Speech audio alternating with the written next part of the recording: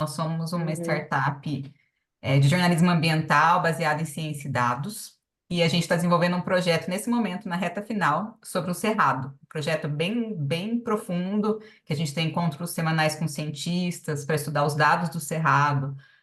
O nosso foco são as águas do Cerrado e a importância dele para abastecer grande parte do Brasil, né?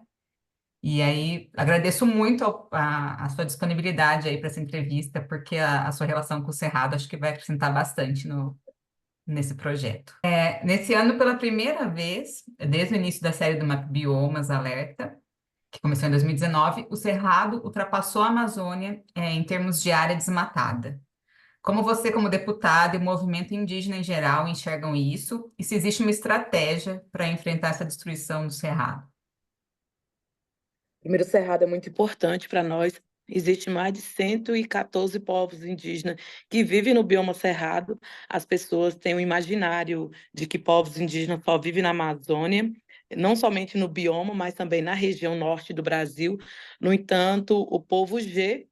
historicamente vive no Cerrado, e o Cerrado é esse lugar onde é berço das águas, mas também é berço do lugar de curar, que eu falo que o Cerrado dá de curar, dá de comer, e tem essa resiliência diferente, mas essa palavra resiliência, por muito tempo, foi usada de maneira positiva, e hoje nós fazemos uma reflexão que o Cerrado não tem que ser só resiliente, porque ele resiste ao fogo e todo ano enfrenta grandes queimadas. Assim, tem um projeto Matopiba, que é um dos projetos grandes devastadores desde a década de 60,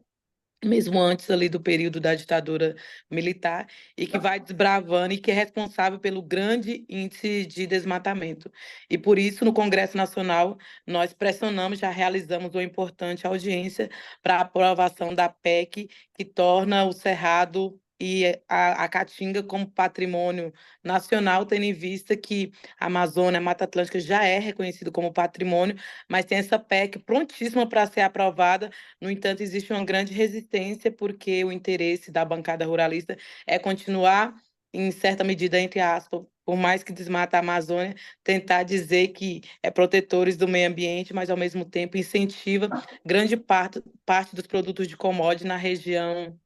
do Cerrado, tendo em vista que o Cerrado está sendo desertificado também, assim como a Caatinga. Mas tem outros projetos de lei, inclusive nós somos autora também da PEC, que torna a natureza como sujeito de direito, inspirado na legislação do Equador e da Bolívia, só que a nossa PEC tem um item muito diferente que não tem na Constituição Federal do Equador e da Bolívia, que é para tornar o Cerrado, a Mata Atlântica, a Caatinga, a Amazônia, o Pampa e o Pantanal como sujeito de direito. Esse é diferente. E também protocolamos um importante projeto de lei que é para tornar o Dia Nacional da Saborania Alimentar do Bioma Cerrado, especificamente do Bioma Cerrado, tendo em vista que hoje mais de 240 produtos também hoje na merenda escolar vai do bioma cerrado. Isso é importante para tocar no imaginário da sociedade brasileira, sobretudo do ponto de vista educacional, porque acreditamos que vamos efetivamente mudar a consciência, já que não temos vacina para barrar o desmatamento no cerrado, mas é a transformação de consciência. A gente não cuida daquilo que a gente não ama, então as pessoas não têm essa relação com o cerrado, e por isso nós, povos indígenas, eu, enquanto do cerrado, é uma transição ali de Caatinga para o cerrado, mas o norte de Minas, eu até perguntei uma senhora no mês de março se ela gostava mais da época do Natal, do Ano Novo ou do Carnaval. Ela falou, nenhum, eu gosto da época do piqui, que é quando eu tenho mais dinheiro. Então, é também um lugar onde gera a economia local de maneira sazonal, com vários alimentação que vem. Não gosto de falar de produto, porque produto parece que é muito mais comercial, e por isso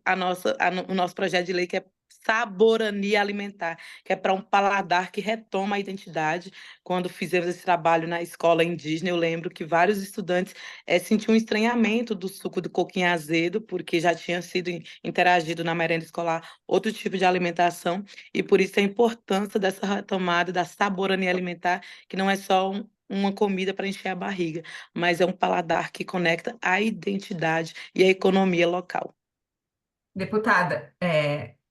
esses projetos todos, né, a natureza como sujeito de direito, a PEC 504 que está tramitando desde 2010, e até agora nada, e a gente está com um Congresso dos mais conservadores, né? Mais conservador do que em 2010. Tem esperança de passar esse tipo de projeto nessa legislatura? Como que vocês imaginam aí os próximos anos, com essa formação aí na Câmara? Na Comissão de Meio Ambiente, eu sou suplente na Comissão de Meio Ambiente, por mais que tenha um contexto desfavorável, nós conseguimos ali, com muita mobilização, aprovar a PNEGAT na Comissão de Meio Ambiente, que é a Política Nacional de Gestão Ambiental e Territorial em Terras Indígenas. Eu sou fruto da PNEGAT, fizemos o PGTA no território Chacriabá, que é um bioma cerrado, que foi um desafio para as pessoas que estavam ali à frente para fazer. E para nós foi um importante avanço, mesmo ali tendo representante da bancada ruralista e tentando vencermos todos os projetos de obstrução, de retirada de pauta. Mas, por outro lado, na Comissão de Constituição e Justiça temos um lugar muito desfavorável, que esse ano eu sou membro titular, é a comissão mais disputada, e que estava como foco as questões penais e depois as questões ambientais, e tem votado vários retrocessos da legislação ambiental. Do ponto de vista de mobilização, o que nós temos tentado avançar, inclusive eu tenho feito várias articulações, é tentar vencer pelo constrangimento, já que o ano que vem vai ter COP no Brasil e que vários parlamentares, você vê para ter prefeito agora, que candidato a prefeito, que é ultra contra, conservador contra o meio ambiente, se colocando como prefeito da COP. Então, hoje as pessoas estão capturando a pauta ambiental, porque ninguém quer ser inimigo do meio ambiente, mas, por outro lado, faz parte da bancada ruralista, dos passadores, da boiada. Então, é muito importante trazer esse lugar de aproximação, porque eu tenho dito que a única pauta capaz de reunir, não unir pessoas, são as questões de gênero, as questões das mulheres realmente têm um apelo no Congresso Nacional, mesmo de ultradireita, de conservadores, e também tem sido também aproximação à questão ambiental. Embora as pessoas usem a questão ambiental como greenwash, um capitalismo verde, todo mundo ali você vai ver que próprio Congresso Nacional está votando em hidrogênio verde, mercado de carbono, mas nós, pessoal, temos grande orgulho de, em certa medida, votar contra alguma dessas pautas, porque não tem critério específico e pode ser uma brecha muito perigosa porque não tem um comprometimento, inclusive, de gerando um fundo, assim, sem pensar critérios mais específicos, e se vai ter processo de consulta, se esses critérios vão abranger povos e comunidades tradicionais. Então, a gente percebe que está tendo uma virada de uma tentativa de novo protagonismo, sendo que os povos indígenas, as comunidades tradicionais, os povos indígenas reconhecidos pela ONU, nós somos a última alternativa para barrar a crise climática, e por isso esse apelo eu faço diretamente para tentar sensibilizar pelas questões da demarcação do território dos indígenas, porque se não demarca os territórios indígenas, não protege, esses territórios vão estar sob a ameaça da exploração, assim como a intenção também é da mesa de conciliação no STF, que é de criar um diálogo, mas ao mesmo tempo se percebe a tentativa de também legislar e, ao mesmo tempo, autorizar, criar processos liberativo, autorizativo, legal, porque eu falo que nem tudo que é legal é moral, é do bem, assim como para nós não existe ecocídio, destruição, morte legal, porque se tem, por exemplo, eu sou do estado de Minas Gerais, onde aconteceu um dos maiores crimes trabalhista, ambiental, sociocultural, socioeconômico, onde afetou culturalmente as pessoas, economicamente, ambientalmente. E ali não dá para dizer que mesmo que fosse legal, que não fosse morte. Então, para nós não existe ecocídio legal e por isso o pessoal também, a nossa bancada, é autora que já teve aprovação também na Comissão de Meio Ambiente do projeto que tipifica crime de ecocídio no Brasil, porque o que acontece no Cerrado nós poderíamos chamado crime de ecocídio, porque é a destruição em massa do bioma cerrado. Então, por isso, muito importante, mesmo tendo esse contraste diferente no Congresso Nacional, é importante as leis municipais, e por isso nós pegamos algumas experiências de projetos de lei que teve êxito na aprovação da PEC para ter a natureza como sujeito de direito, projetos de lei nos municípios, então as coisas começam também pelo município, por isso que esse ano é muito importante as eleições do Brasil, embora exista uma tentativa de avançar. Para mim não é direita e nem esquerda, mas o que mais nos assusta é que a ultradireita conservadora tem uma pauta muito bem definida, mas eu tenho dito também que as questões ambientais, elas precisam sair do lugar somente com uma pauta progressista para ser uma pauta humanitária. E eu tenho cobrado muito dos parlamentares, mesmo de ultradireita, e eles ficam constrangidos porque já teve situações que os filhos deles estavam visitando o Congresso Nacional e vieram conversar comigo. E eu sempre falo, no Congresso Nacional, pergunta aos seus filhos se eles gostam dos povos indígenas, vocês vão ter dificuldade de explicar para seus filhos por que vocês destruíram o futuro dele. Então, é preciso ter essa concepção. Nós estamos aqui no Congresso Nacional, que é um bioma cerrado, mas muitas vezes o ar-condicionado das pessoas não faz sentir a relação, nem sequer com o seu próprio bioma.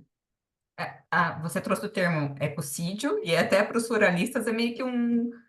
suicídio do patrimônio, né? Um homicídio do patrimônio deles, porque as mudanças climáticas vão afetar todos nós, inclusive os produtores, né?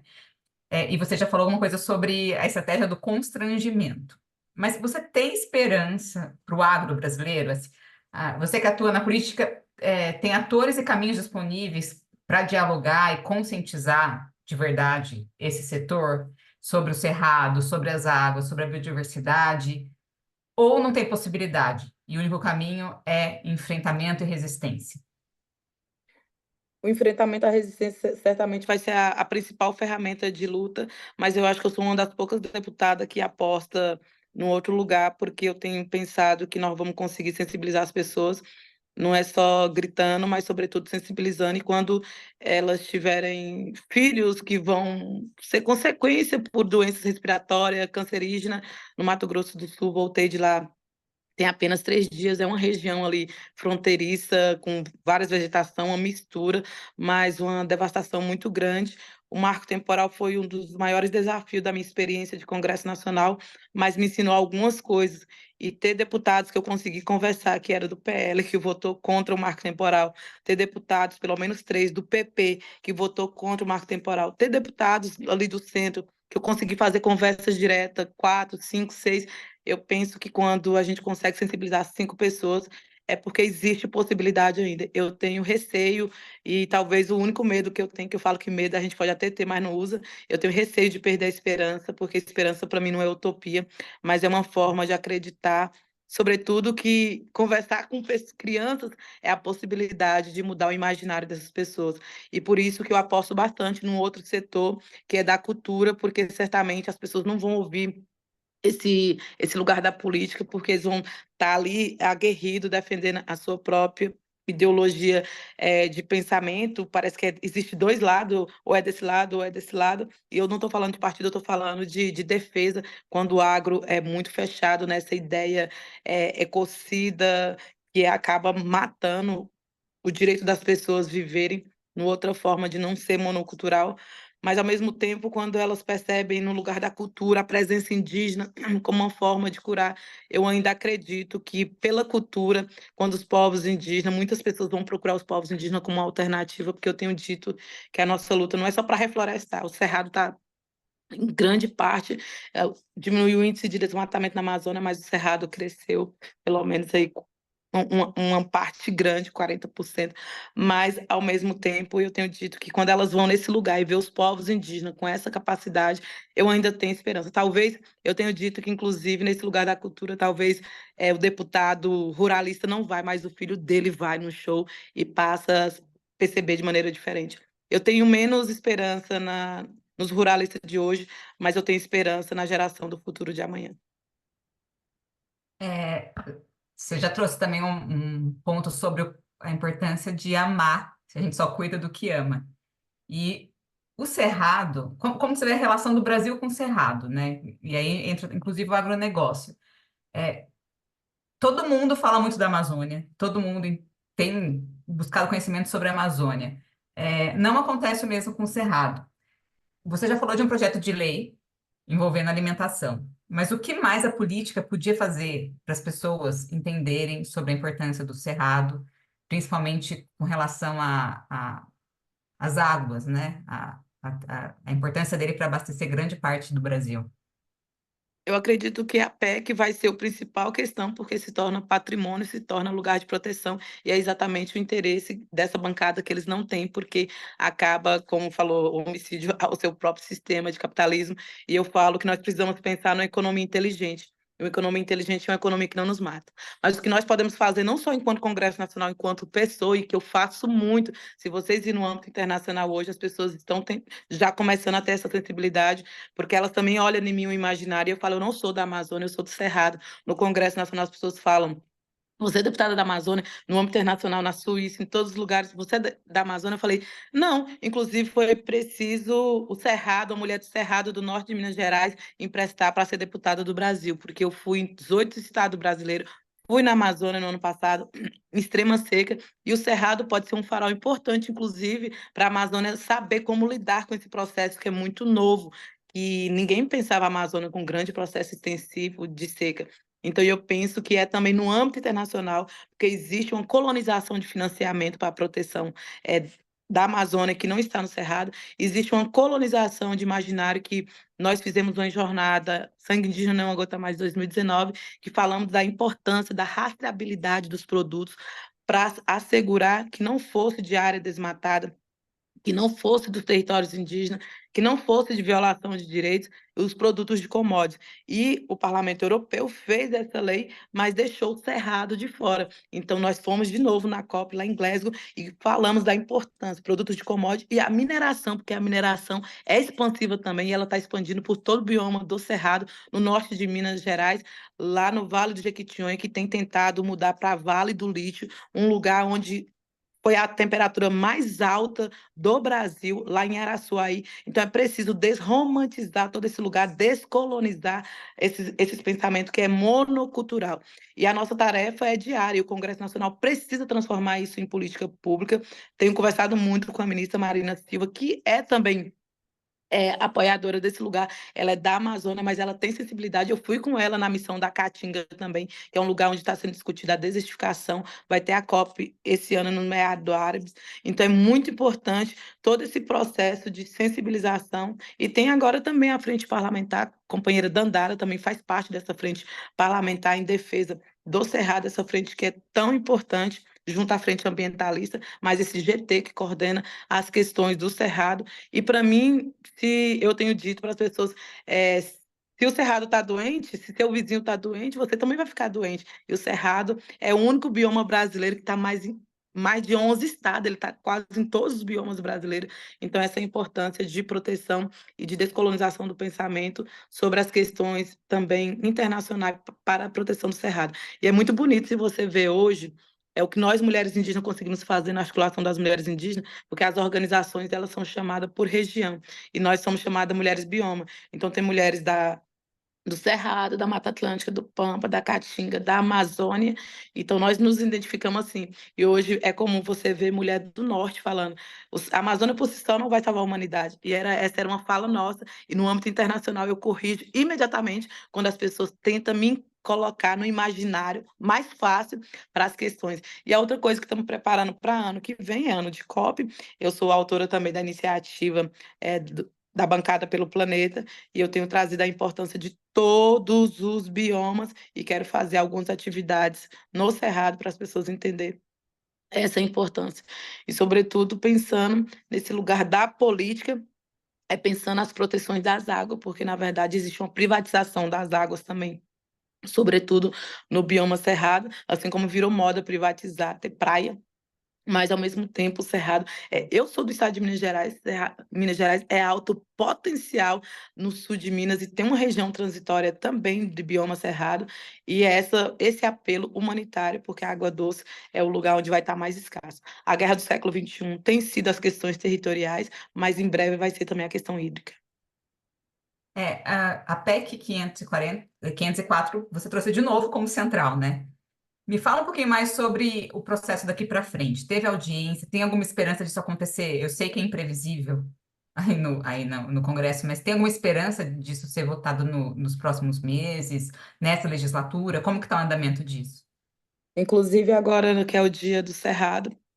que é o dia 11 de setembro, eu vou pedir exatamente também para mais uma mobilização de parlamentares para a gente fazer assinatura de requerimento para tentar colocar ela em caráter de urgência, tendo esse apelo humanitário que o Cerrado já não suporta mais ser destruído. Não adianta falar de resiliência, que esse ano eu faço parte desse bioma e tem uma região transitória que é tipo um pântano ali no Peruaçu, que inclusive está na luta para ser patrimônio mundial da humanidade, e eu assisti ali vendo o Peruaçu sendo queimado mais de um mês, um fogo subterrâneo, e aí para a gente é importante dizer que não é resiliência, porque aquela vegetação não volta mais da maneira que era, os buriti não conseguem voltar mais, o buriti é centenário, e eu falo que se nós somos uma sociedade impaciente, que está impaciente com um projeto de 1 ano, de 4 anos que não deu certo, imagina reflorestar que demora 50, 100 anos, então é mais fácil não desmatar, assim como a nossa luta não é só para curar, é sobretudo para não adoecer. Então é esse esforço, essa força-tarefa, mas no dia 11 do Cerrado, vamos fazer mais essa iniciativa também, essa força-tarefa no Congresso Nacional, para tentar emplacar a aprovação dessa importante PEC, que vai ser a resposta política, é a resposta política mais possível nesse momento, um gesto para a proteção do Cerrado. Agora eu queria falar um pouquinho de demarcações. O ritmo das demarcações do governo Lula tem incomodado os povos indígenas, assim como a forma como o Supremo tem conduzido a discussão sobre o marco temporal. Por meio da tentativa de conciliação, a PIB avalia deixar a comissão de conciliação. Você sendo de um partido que fez parte da frente para eleger o Lula, como que você avalia a atuação do presidente nesses quase 2 anos de governo, quando assuntos são as pautas indígenas, principalmente essa questão das demarcações? É uma pauta de disputa, foi uma pauta que ganhou as eleições. Eu estava basicamente em muitos dos comícios que foram ditos que as questões ambientais da demarcação dos territórios indígenas era central. A pauta que ganhou as eleições nos últimos anos, no ano 2022, foi a questão ambiental e vai ser a pauta das eleições de 2026 novamente. Mas é preciso ter um compromisso afinco, porque, na verdade, não dá para ter dois pesos e duas medidas. E, sobretudo, o Brasil, que vai sediar a COP do ano que vem, a depender da leitura do que está acontecendo, vai ser muito ruim politicamente, e por isso que eu falo que a aprovação do marco temporal no Congresso Nacional ano passado, se o crime de ecocídio já fosse tipificado, a aprovação do marco temporal teria que ser considerado um crime climático, porque já reconhecido pela ONU, embora nós somos 5% da população da humanidade, protegemos mais de 80% da biodiversidade, e isso significa jogar a solução para barrar a crise climática fora. Então, não existe outra alternativa, não precisa, nem precisaria fazer tanto investimento se investisse nas demarcações dos territórios indígenas. E no Mato Grosso do Sul, nesses 3 últimos dias, de maneira desumana a situação que o povo Guarani Kaiowá está vivendo, uma extrema violência, e uma das pautas que eu vou focar muito agora também na mesa de conciliação, já estava tratando disso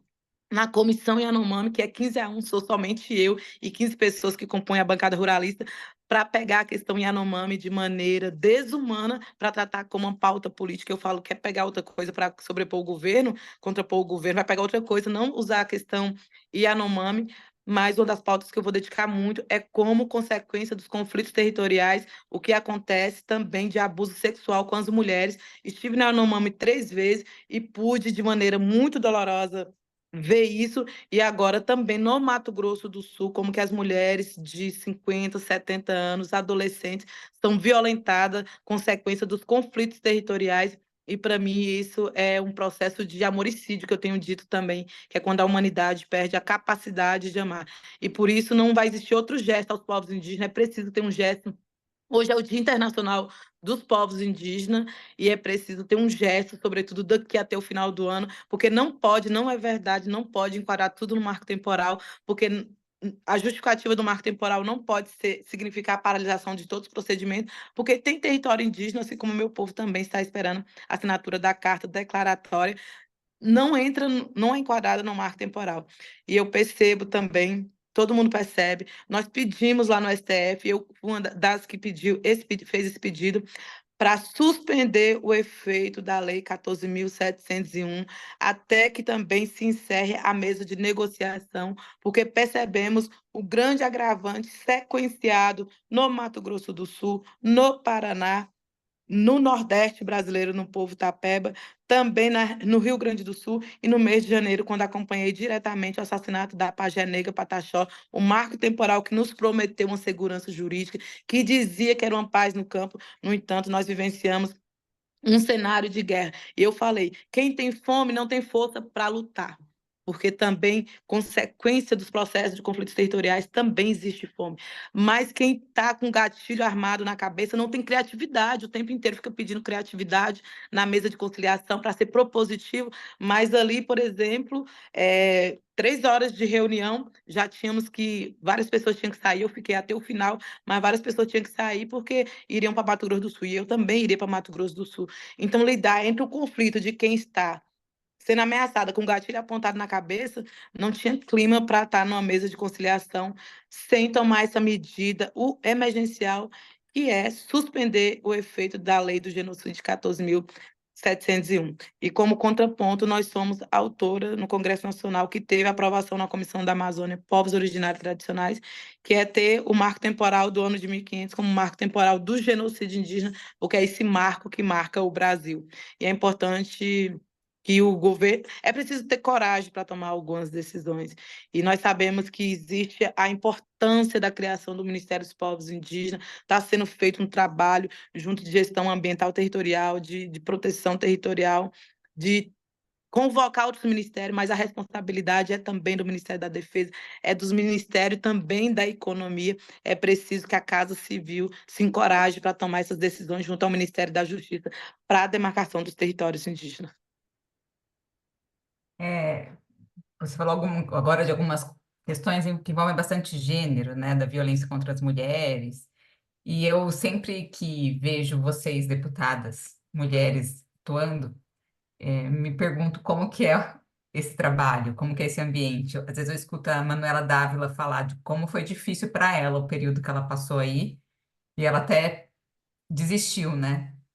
Como que é para você? Como que é ser mulher indígena atuando por essas pautas aí no Congresso?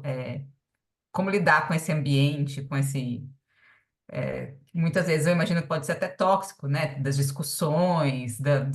às vezes você tem uma proposta e chegam emendas, jabutis, mudam toda a ideia. Como que é lidar com isso?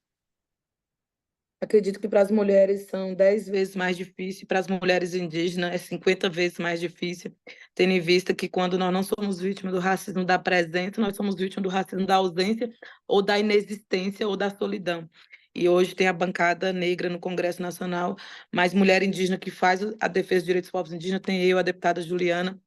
mas é importante dizer que é uma pauta a mais desafiadora as questões territoriais, e eu represento não somente as questões indígenas, as questões ambientais de povos e comunidades tradicionais, é a pauta mais desafiadora e, no entanto, a violência de gênero é muito alta, tanto é que, por defender os direitos dos povos indígenas, no mês de maio, fui levada para o Conselho de Ética, juntamente com 6 mulheres, em tempo recorde, por fazer a denúncia ali, por não ter medo de colocar o dedo na ferida. Não tenho medo, porque faz tanto tempo que custou a gente estar aqui. E quando, ano passado, eu fui a primeira mulher indígena a ser presidenta de uma comissão no Congresso Nacional, é dizer o quanto foi tardio. Somente no ano de 1973, quando os povos indígenas inaugurou o direito a voto, mas só falava que tinha direito a voto aqueles que não foram integrados na sociedade como uma ideia colonial. E é muito recente, somente em 2002, com a alteração do Código Penal, que os povos indígenas teve o direito de votar e ser votado. Então, é muito recente, os povos indígenas foram os últimos cidadãos a adquirir o direito democrático no Brasil. Demorou as mulheres em torno de 49 anos para ter o direito a voto, demorou 71 anos para os povos indígenas ter o direito a voto. E quando eu chamo o Congresso Nacional os Cabrais do século XXI, é porque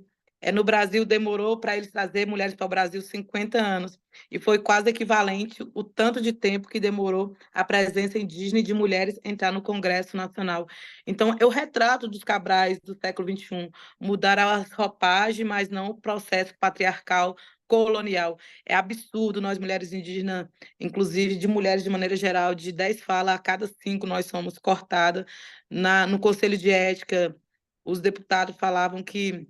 as deputéricas falavam que é como se nós, mulheres deputadas, fosse histérica e que os homens era controlado, mas se nós já tinha tomado nosso remédio de controle e que um remedinho, como se estivesse insinuando também as mulheres tomar remédio para não viver mais.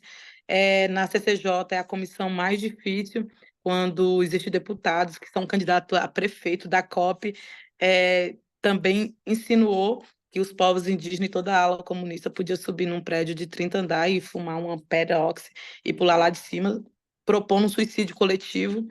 E é desse tom, inclusive, mulheres que tiveram perca na família, como a deputada Sâmia, que são agredidas, inclusive, falando de falas violentas, Thalira Petrone, que várias violências, Érica Hilton tem orgulho de ter a única mulher no Congresso Nacional, o partido do pessoal que é majoritariamente mulher, ser liderada por uma mulher trans, mas uma mulher que tem uma potencialidade gigante que transcende a nossa corporeidade. E é isso que nós chegamos aqui. Sou mulher indígena, sou mulher, mas tenho a capacidade de estar não somente na Comissão da Amazônia, povos originários e tradicionais, assim como tem potencialidade para estar na Comissão de Constituição e Justiça, mesmo sem ser advogada, poderia estar na comissão de orçamento, como foi me oferecida, podemos estar em qualquer lugar. Não é porque somos mulheres que tem que nos rotular neste lugar. E a violência diária nos elevadores, o assédio nos elevadores dos deputados, por ser uma mulher jovem, indígena, a forma romantizada que olha ainda para os nossos corpos, perguntando se, além de bonita, é inteligente, ou se tem mais mulheres inteligentes, assim, indígena, ou duvida de ser indígena porque é inteligente. Então, as formas de violência são tão, às vezes, sofisticadas que parece elogio, mas são tão violentas quanto.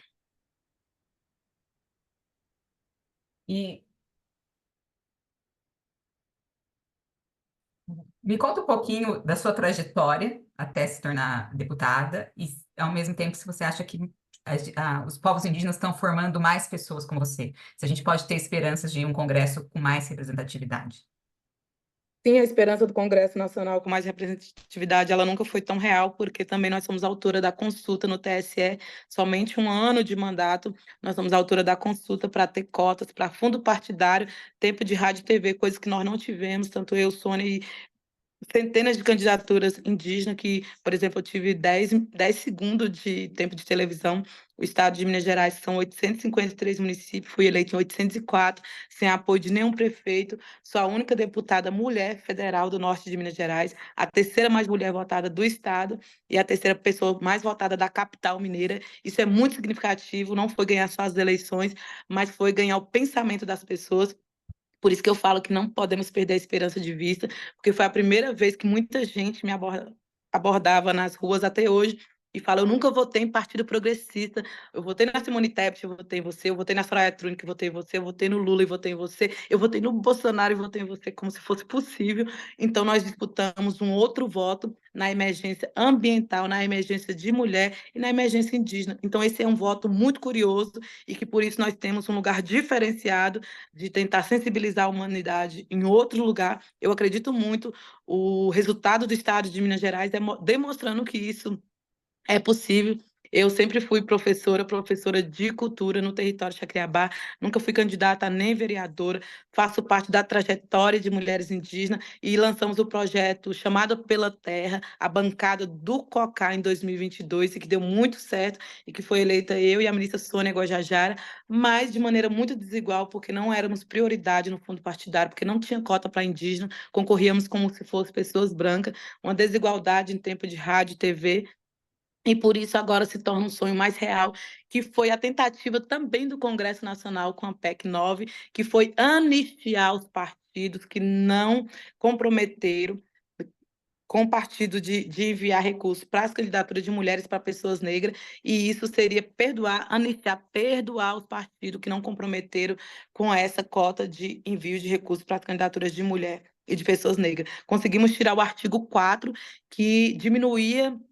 retirava os poderes do TSE por meio de resolução, dizia que essas leis só poderiam ser regulamentadas se fossem votados projetos de lei no Congresso Nacional. Foi retirado, então, assim, ficou salva a nossa consulta no TSE, que já foi aprovada neste ano, no mês de março, e agora vamos discutir critério para ser implementada nas eleições de 2026. Essa é um grande resultado importante, porque somente um ano de mandato,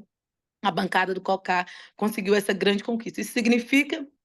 que as próximas candidaturas vão ter mais viabilidade real, porque vão ter investimento e vão ter tempo de rádio e TV, porque hoje é realidade. Até hoje, quando eu transito no estado de Minas Gerais, as pessoas falam: infelizmente, eu não votei em você porque eu não sabia que você era candidato, porque tempo de rádio e TV chega em muitos lugares. E nessa trajetória, desde a escola indígena, 1996, sempre estudei na escola indígena com muito orgulho, somente em 2009 que eu saí para estudar licenciatura indígena, ficava só um mês e depois voltava. 2015, fui trabalhar na Secretaria de Educação, onde conseguimos criar a categoria Escola Indígena no estado de Minas Gerais, organização curricular diferenciada, e depois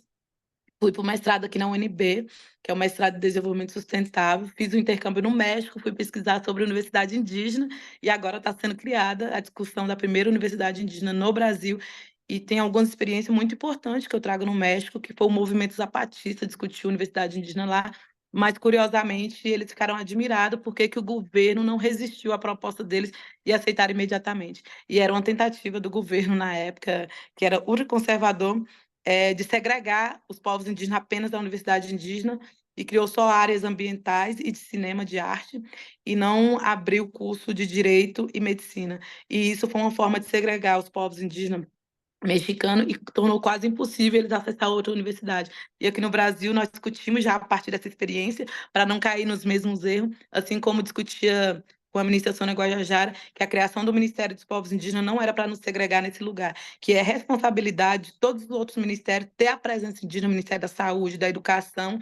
e a importância também que nós, povos indígenas, por exemplo, estava preparado para estar em qualquer outro ministério, Ministério do Meio Ambiente, porque eu entendo que o Ministério do Meio Ambiente, tenho falado isso para a ministra Marina Silva, e o Ministério dos Povos Indígenas poderia ser chamado o Ministério da Terra, o Ministério da Vida, o Ministério do Planeta, porque são dois ministérios muito importantes. E por isso tenho muita esperança que vamos conseguir eleger mais vereadores, damos continuidade agora à bancada do COCAR, a bancada da luta e a bancada indígena. A bancada do COCAR foi um projeto pensado para as mulheres de todos os biomas, a bancada indígena por um parlamento mais indígena. Ano que vem eu quero fazer um seminário por um parlamento mais indígena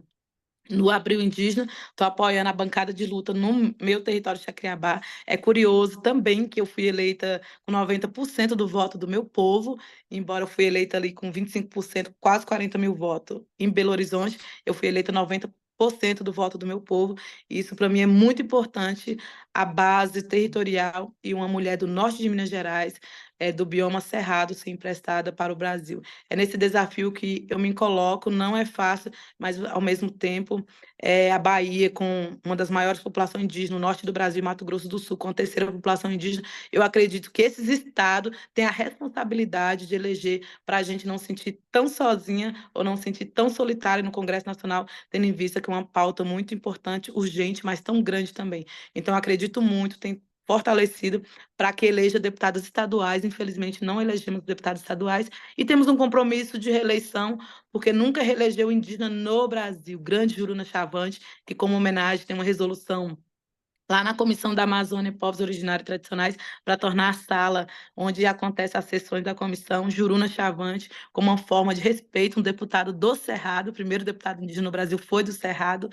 e também Joênia Wapichana, a primeira mulher indígena a ser deputada no Brasil. Certamente não é fácil desbravar esse lugar, mas vou sentir feliz quando não for única, mas conseguir ser muitas. Só não sentimos sozinhos, porque carregamos várias mulheres dentro de nós, carregamos os territórios dentro de nós e carregamos os biomas dentro de nós. Mas um futuro tão próximo, eu tenho certeza que nas eleições de 2026 nós vamos eleger, avançar e criar a bancada indígena no Congresso Nacional.